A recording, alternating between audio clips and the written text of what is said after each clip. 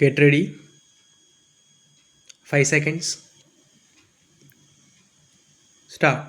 மாண்புமிகு தலைவர் அவர்களே, நிதி அமைச்சர் அவர்கள் கொண்டு வந்திருக்கும் வரவு செலவு திட்டத்தை ஆதரித்து ஒரு சில வார்த்தைகள் சொல்ல விரும்புகிறேன்.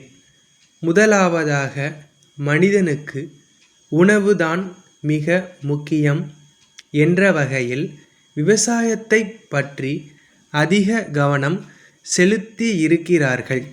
இப்பொழுது உற்பத்தியாகும் உணவு போதவில்லை என்ற அடிப்படையில் நிலத்தை நன்றாக வளப்படுத்தி அதன் மூலம் அதிக உணவுப் பொருளை உற்பத்தி செய்ய முடியும் என்று எண்ணி சில தொகைகளை ஒதுக்கி ஏற்பாடு செய்திருப்பது மிகவும் வரவேற்கத்தக்கது. அதற்காக இன்னும் கொஞ்சம் அதிகமாக பணம் ஒதுக்கி இருந்தால் அதிக பலன் அடைய அது ஏதுவாக இருக்கும். அடுத்தபடியாக, பூச்சி மருந்துகள் விவசாயிகளுக்கு மிக மிக அவசியம். பயிர்கள் நன்றாக வளர்ந்து கதிர்விட்டு வரும் நேரத்தில் பூச்சிகள் அவைகளை அழித்து விடுகின்றன. விவசாயிகளுக்கு உதவி செய்யக்கூடிய வகையில் இந்த பூச்சி மருந்துகளை நல்ல முறையில் விநியோகம் செய்ய வேண்டும். விவசாயத்துறை அலுவலர்கள் நேரில் சென்று கண்காணித்து அதற்கு எவ்விதமான முறைகளை கையாள வேண்டுமோ அப்படி செய்ய வேண்டும். இதற்கு வேண்டிய ஏற்பாடுகளை அமைச்சர் அவர்கள் செய்ய வேண்டுமென்று கேட்டுக்கொள்கிறேன். உரம் வாங்குவதற்காக விவசாயிகளுக்கு நிதி உதவி அளிக்கிறார்கள். விவசாயிகள் அந்த பணத்தை வேறு வகையில் செலவழித்து விட்டு நிலத்திற்கு உரம் போடாமல் இருந்து விடுகிறார்கள். விவசாயிகளுக்கு உரம் போடுவதற்கு பணமாக கொடுப்பதை விட்டு அரசே உரத்தை வாங்கி கொடுக்க ஏற்பாடு செய்ய வேண்டும். அவ்வாறு கொடுக்கும் உரத்தை விற்று விடுவார்களோ என்று அஞ்சினால் அது விவசாயிகளை பொறுத்தே விஷயம் தவிர அரசை பொறுத்தது அல்ல. ஆகவே விவசாயிகளுக்கு உரமாக விநியோகிப்பதற்கு ஆவன செய்ய வேண்டும் என்று கேட்டுக்கொள்கிறேன். அடுத்து, மின்சார வாரியம் ஒன்று நிறுவி அது தனிப்பட்ட முறையில் சேவை செய்வது மிகவும் வரவேற்கத்தக்கது.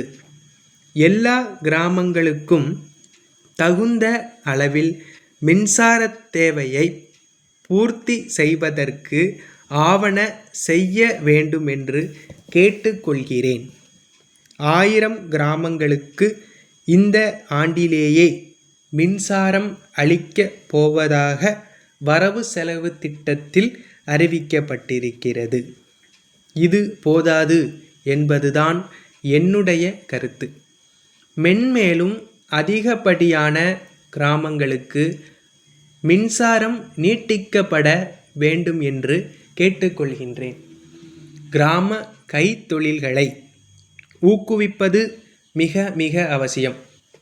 கிராமங்களில் இத்தகைய தொழில்களை மேற்கொள்ளும் பொழுது சமூக நல வாரியத்தின் கீழ் பல்வேறு மையங்களை ஏற்படுத்தி இருக்கிறார்கள். அந்த மாதிரி மையங்களில் மாதர்கள் பூ வேலை, சரிகை வேலை போன்றவற்றில் பயிற்சி பெற்று வருகிறார்கள்.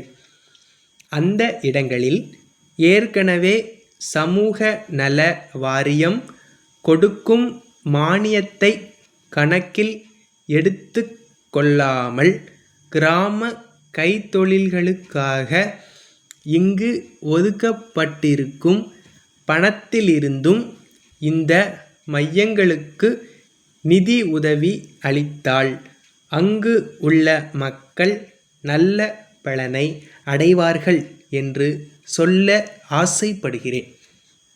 தாலுகா மற்றும் மாவட்ட மருத்துவமனைகளை விரிவுபடுத்தி அவைகளுக்கு வேண்டிய வசதிகளை செய்து கொடுத்திருப்பதாக குறிப்பிட்டு இருக்கிறது.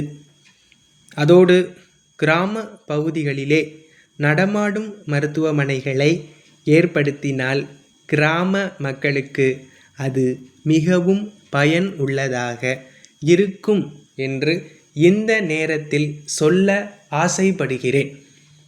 அடுத்து, குடிநீர் வழங்குவதற்காக உள்ளாட்சி நிறுவனங்களுக்கும் சென்னை நகராண்மை கழகத்திற்கும் பணம் ஒதுக்கப்பட்டு இருந்தும் கூட சென்னையை பொறுத்தவரையில் குடிநீர் நிலைமை சரியாக இல்லை என்று தான் சொல்ல விரும்புகிறேன். தெரு தெருவாக பெண்கள் கையில் குடங்களை வைத்து கொண்டு வரிசையில் நிற்பதை பார்த்தால் நம் குடிநீர் திட்டம் சரியாக அமலில் இல்லை என்றுதான் சொல்ல வேண்டி இருக்கிறது. தெருக்களில் பாத்திரங்களை வைப்பதனால் சுகாதார வாழ்க்கைக்கு மிக கெடுதலாக இருக்கிறது. இந்த நிலை நீடித்தால் நகரத்தில் புது வியாதிகள் பரவக்கூடும். இந்த கஷ்டங்களை தடுக்க இந்த தண்ணீர் தொட்டிகளை பெரிதாக்கி அதிக தண்ணீரை தேக்கி விநியோகம் செய்ய வேண்டும் என்று நான் கேட்டுக்கொள்ள விரும்புகிறேன். தங்கள் நம்பிக்கை உள்ள ஸ்டா